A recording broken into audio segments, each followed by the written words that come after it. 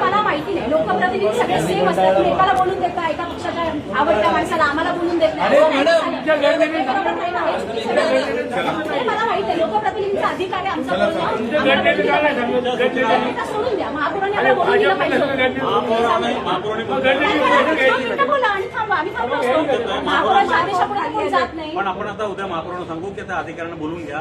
तुमच्या समक्ष अधिकार काढून नाही घेऊ शकत. तुमच्या समक्ष त्या अधिकाऱ्यांना बोलून आणि 10 मिनिटात गुंडाळली सभा, सगळ्या अजेंडावरती आम्हाला बोलायचं. फायदा काय? मनीष जोशी हाय हाय हाय हाय हाय हाय. मनीष जोशी हाय हाय हाय हाय हाय हाय. भारतीय जनता पार्टीचा भारतीय जनता पार्टीचा मनीष जोशी मनीष जोशी मनीष जोशी.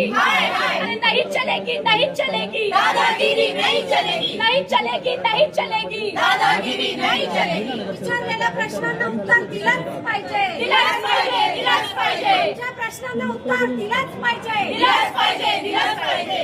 नागरिकांना न्याय मिळालाच पाहिजे, मिळालाच पाहिजे, मिळालाच पाहिजे. नागरिकांच्या समस्या सोडवल्याच पाहिजे, सोडवल्याच पाहिजे, सोडवल्याच पाहिजे. आणि उत्तर देत नाही घाबरता काय? आणि उत्तर देत नाही घाबरता काय? आणि उत्तर देत नाही घाबरता काय? मनीष जोशी हाय हाय, मनीष जोशी हाय हाय, मनीष जोशी हाय हाय. ज्या प्रकारे उपमहापौर देशवाला खाली उतरले आणि काही तुमच्या बाजूने उभे राहिले, यापुढे भाजपा सत्तेवर उतरणार.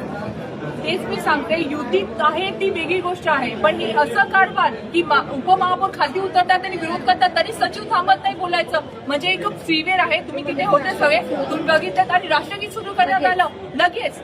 ते खूप खूप खूप ओव्हर चालू आहे त्यांचं. आणि सरकार त्यांच्याकडे उत्तरच नाहीये. ते काय उत्तर होतं म्हणून त्यांनी सभा संपवली. आधी डाऊट होता, आता पूर्ण यकीन आम्हाला अडचण करणारच होता. त्यांच्याकडे आन्सर नाही म्हणून ही सभा संपवतात.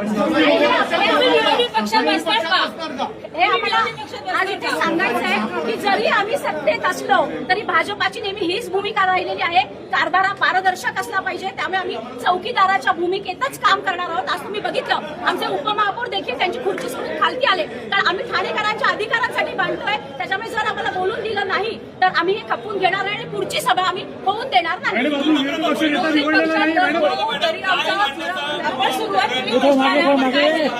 आम्ही 20 तारखेच्या महासभेमध्ये एक लक्षवेधी मांडली होती फेरीवाल्यांच्या अतिक्रमणामध्ये. आमच्या प्रभाग क्रमांक 22 मध्ये जो बाजारपेठ आहे, मुख्य बाजारपेठ जांभळी नाका ते अशोक टॉकीज ही भरगच्च अशी भरलेली असते. तिथे TMT बसचा प्रवाह चालू असतो आणि जवळजवळ 3-3.5 वर्षापूर्वी लोकांना, नागरिकांना खूप चालायला त्रास होतो. ऍक्सिडेंटही झालेले आहेत वृद्धांचं तिथे.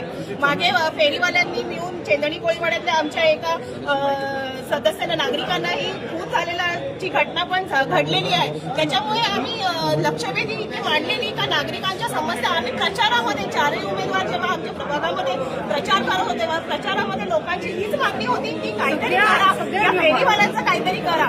आता जेव्हा लक्षवेधी मी मांडली महासभेमध्ये, माझी लक्षवेधी पाठवली, त्याच्यानंतर यांच्या कारवाया चालू झालेल्या आहेत. अतिक्रमणाची गाडी संध्याकाळी एकदा फिरते जांभळी नाक्यावरून जे अशोक टॉकीज पर्यंत पोहोचेपर्यंत नागरिकांना फोन जातो, त्या फेरीवाल्यांना फोन, त्यांची फोनाफोनी होतं, ते उचलतात, सगळं साफ झालेलं असतं, गाडी पुढे गेली का पुन्हा ते गल्लीबोळातून येतात आणि पुन्हा तिथे जायचं ते परिस्थिती आहे. याच्यावर उपाय काय, हाच प्रश्न आम्हाला विचारायचा होता. पण नागरिकांच्या समस्या यांना घ्यायच्याच नाहीये डाईसवर, तर याच्यासाठी काय आम्ही ऐकणार नाही आहोत, आम्ही आंदोलन करतच राहणार आहोत. मॅडम, मॅडम, हा जो तुमचा प्रभाग आहे, स्टेशन रोड आहे, नेहमीच हा सगळा प्रश्न उद्भवत असतो.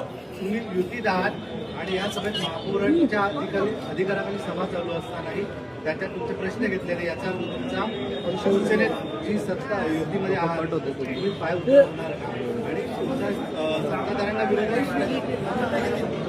युतीचा निर्णय हे आमचे वरिष्ठच करतील, ते ज्या सांगतील त्या आदेशाप्रमाणेच आम्ही काम करतो. पण जसं मी म्हटलं की आम्ही युतीत जरी असलो तरी भारतीय जनता पार्टी हे नेहमीच पारदर्शक कारभारासाठी आग्रही राहिलेली आहे. आमची भूमिका चौकीदाराचीच असणार आणि जर या पद्धतीने आम्हाला वागवलं गेलं किंवा आमच्या प्रश्नाला उत्तरं दिली नाहीत, कारण आम्ही ठाणेकर जनतेसाठी भांडतोय, ठाणेकरांचे प्रश्न आम्ही विचारतोय, पण मला असं वाटतं या लोकांकडे याची उत्तरं नाहीयेत, त्यांना उत्तरं द्यायची नाहीयेत. म्हणून आजची सभा 10 मिनिटांमध्ये गुंडाळण्यात आलेली आहे. त्याचा परत एकदा आम्ही निषेध करतो आणि पुढच्या महासभेमध्ये जर बोलून दिलं नाही, आमचे प्रश्न घेतले नाहीत, तर ती सभा आम्ही होऊनच देणार नाही हे नक्की. देणार नाही.